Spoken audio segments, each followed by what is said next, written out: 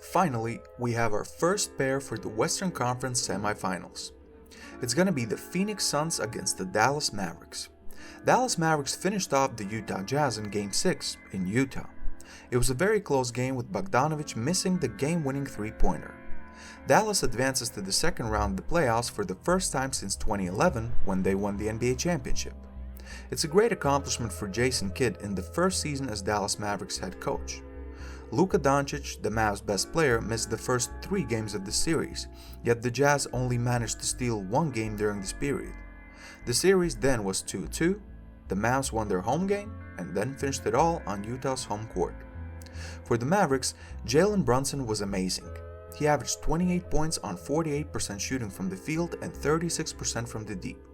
Spencer Dinwiddie, Dorian Finney-Smith, Reggie Bullock, Maxi Kleber, all the boys came through and averaged more than double-digit points. Luka Doncic, in the 3 games he played, averaged 29 points and 11 rebounds, which is to be expected. Utah Jazz was the 5th seed and they're a good team, but their playoff mishaps have been well documented, and that's not to say that Dallas didn't perform well. They did, but now they face a completely different animal, the best team in the league from the regular season, a team that won 64 games, the Phoenix Suns. Phoenix also just won their series in Game 6 against the New Orleans Pelicans. It was a tough series. All the games were interesting, and the Pelicans gave Phoenix everything they could handle. Brandon Ingram rose to a superstar level, and a hamstring injury to Devin Booker really made it feel for a bit that this could be an upset. In the end, Chris Paul's perfect game and Devin Booker's return helped the Suns edge out the Pelicans in 6 games. When I say perfect, I really mean perfect. In Game 6, Chris Paul shot 14 of 14 from the field, 1 of 1 from the 3, made all 4 of his free throws, and dished out 8 assists. The point guard delivered for the Suns. For the whole series, Chris Paul averaged 22 and 11. DeAndre Ayton added 20 and 10, and Devin Booker was awesome before getting injured. He returned to Game 6 but obviously was just warming up, so to speak. For the series, he averaged 23 points. Mikal Bridges was awesome with 17 and 5, Cameron Johnson averaged double-digit points. It's Phoenix, folks, they're a team. During the season, the teams met 3 times and Phoenix won all 3 games. In fact, Phoenix has won 9 out of the last 10 games against the Mavericks. Just for clarification, Luka Doncic didn't play in 2 of 3 games this season against the Suns. Stat-wise, the Phoenix Suns had the 5th best offense during the regular season, scoring 114.8 points per game. Dallas was 24th with 108 points per game. Defensively, Phoenix was tied for the 8th place with Philadelphia on points allowed. Opponents scored 107.3 points on them. Dallas had the 2nd best defense in the league, allowing 104.7 points. It's remarkable what Jason Kidd has done to Mavericks defense this season.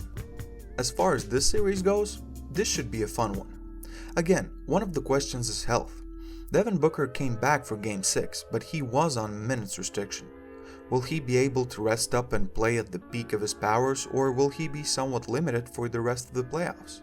And Luka Doncic, he's looked good since he came back, but is he 100% and can he stay that way throughout the series? Booker's injury is probably the one I'm worried about the most. It was told that he will need 2 to 3 weeks to fully come back. He came back sooner than expected, but that hamstring injury can't be fully healed yet. The Suns have had success without Booker and Paul, but this is the playoffs, and Dallas is no joke. Both teams are deep, and we kinda knew that about Phoenix already, but Dallas really showed it in the series versus Utah. Jalen Brunson had a breakout series against Utah, and if he can continue that momentum, Phoenix is in some serious trouble.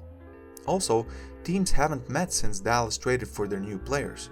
They shipped out Porzingis and got some more shooters instead. Since then, they're 19 and 7, and have looked much better than at the beginning of the season. If you look at where the advantage lies, it's probably in the front court for the Suns. DeAndre Ayton should be the best big man on the court in the series. Backcourt, Chris Paul and Devin Booker are amazing, but Luka Doncic is the best player in the series, and if Jalen Brunson can continue to amaze us in these playoffs, the backcourts are a wash. Wings, I give the edge to Suns here. Dorian Finney-Smith and Reggie Bullock have performed extremely well, but I'll take Mikal Bridges and Cameron Johnson over them any day and every day.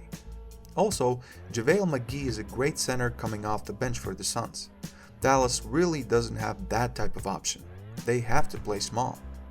I think that Game 1 is going to be very telling. First, we will see what exactly is the injury status of Devin Booker.